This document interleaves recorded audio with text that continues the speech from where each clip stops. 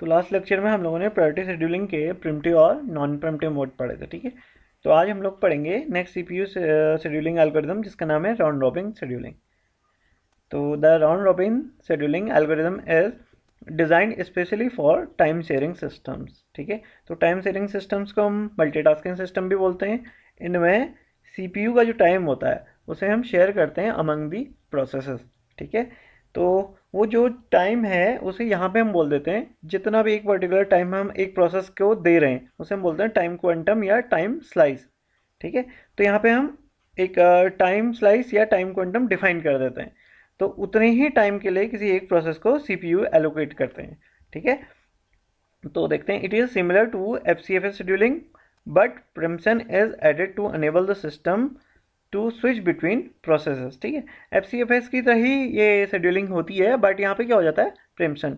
जो एफसीएफएस थी वो नॉन प्रिम्पटिव मोड में काम करती थी, बट इस राउंड रॉबिन में हम एफसीएफएस में प्रिम्पशन ऐड कर रहे हैं, ऐसा कुछ होता है, ठीक है। तो the ready queue is treated as circular queue. तो अब हर एक प्रोसेस को हम चांस दे रहे हैं, ठीक है। एक पर्टिकुलर टाइम के लिए टाइम क्वांटा हमने यहाँ पे डिफाइन किया हुआ है, जिसे हम टाइम स्लाइस भी बोल रहे हैं। तो जो रेडी क्यू होती है वो सर्कुलर क्यू की तरह बिहेव करती है, ठीक है।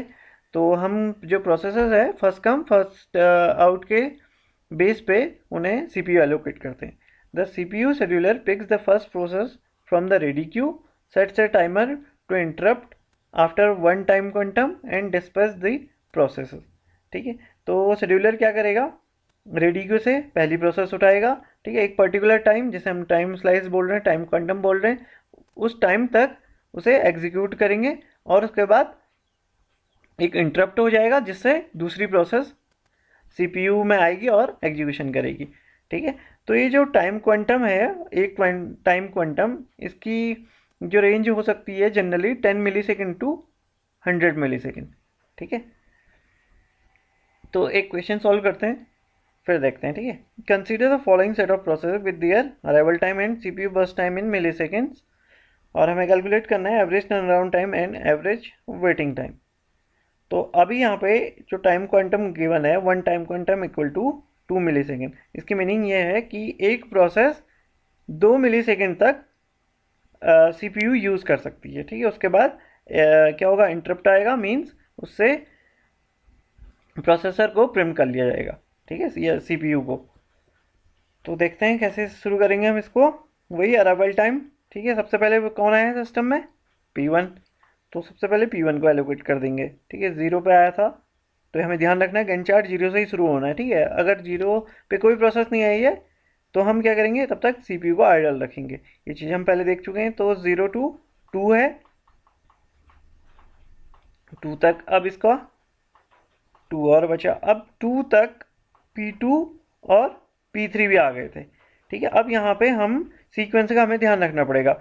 तो P1 जब 2 तक चला तब तक P2 और P3 आ गए। तो फर्स्ट कम फर्स्ट सर्व, P2 आया, P3 आया, उसके बाद नेक्स्ट जो P1 था वो लास्ट में चलाएगा, ठीक है। राउंड रॉबिन एक सर्कुलर क्यू टाइप, इस टाइप का फैशन हमने फॉलो करना है कि प्रोसेस आते रहेंगे और सीपीयू पे एग्जीक्यूट होते रहेंगी, ठीक है।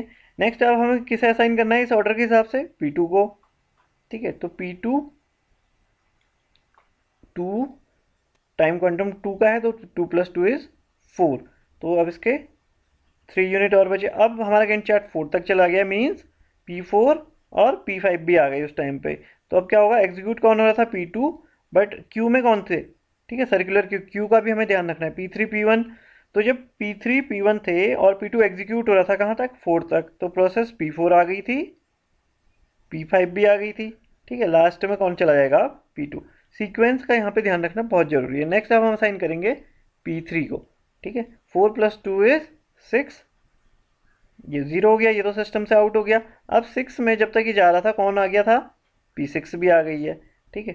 तो अब P1 P4 P5 P2 और P6, अब सारी प्रोसेसेस आ गई हैं, हमें इनका ध्यान रखना है।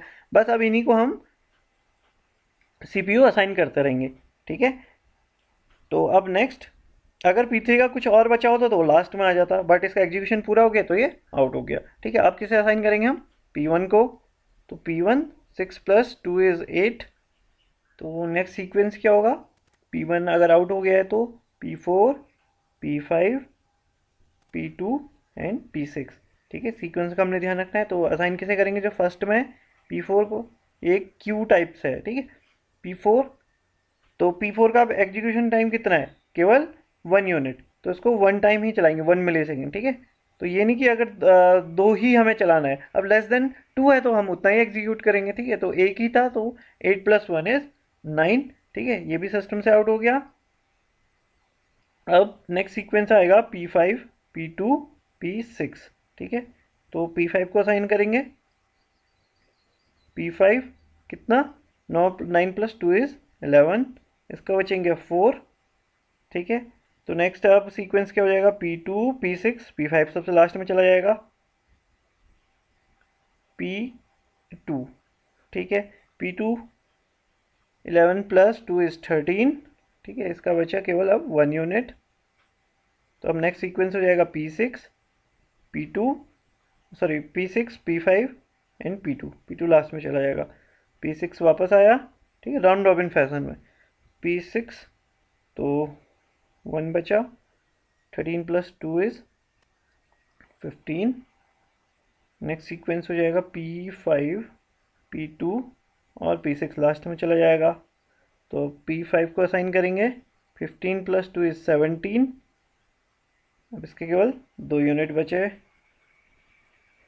अब नेक्स्ट सीक्वेंस आ जाएगा P2, P6 एंड P5। तो वापस P2 को असाइन करते हैं। P2 का कितना यूनिट बचा है, केवल 1, तो 17+1 = 18, और ये सिस्टम से आउट हो गया। अब केवल P5 और P6 बचे हैं, तो अब P6 का चांस है नेक्स्ट। P5 का सीक्वेंस हमने ध्यान रखना है, तो P6 18, P6 इसका भी 1 बचा है, तो 18+1 = 19। ठीक है, ये भी सिस्टम से आउट हो गया। अब जितना बचा है, केवल एक प्रोसेस बची है, तो जितना बचा है पूरा हम इसी को असाइन कर सकते हैं। P6 लास्ट में आ जाएगा P5। ठीक है, 19+2 = 21। तो ये तो हमारा गैंट चार्ट कंप्लीट हो गया। अब हम कैलकुलेट कर लेंगे अपने columns, completion time, turn around time and waiting time. तो P1 का कंप्लीशन टाइम होगा P1, ठीक है, 8। P1 यहीं जाके ख़त्म हुई है, 8। Next P2 18, P3 6, P4 9, P5 last में 21 और P6 90। ठीक है, ये तो हो गए कंप्लीशन टाइम। हम लोग टर्न अराउंड टाइम कैलकुलेट कर लेंगे। ठीक है, कैसे, completion time minus arrival time and waiting time क्या हो जाएगा, टर्न अराउंड टाइम माइनस बस टाइम। ठीक है, 8 - 4 4 एंड 17 - 5 = 12, 4 - 2 2। ऐसे हम ये कैलकुलेट कर लेंगे और इनका सम कर देंगे। तो ये टर्न अराउंड टाइम का सम आ जाएगा 65 और वेटिंग टाइम का 44, ये 44 है। ठीक है, तो एवरेज टर्न अराउंड टाइम क्या आ जाएगा, 65 divided by number of processes 6 हैं। ठीक है, 65 डिवाइडेड बाई 6 इतना मिली सेकेंड, और ऐसे ही 44 divided by 6 millisecond average waiting time आ जाएगा। ठीक है, तो ये तो थी राउंड रॉबिन शेड्यूलिंग। इसमें हमें ध्यान रखना है बस कि सीक्वेंस हमारे सही रहने चाहिए।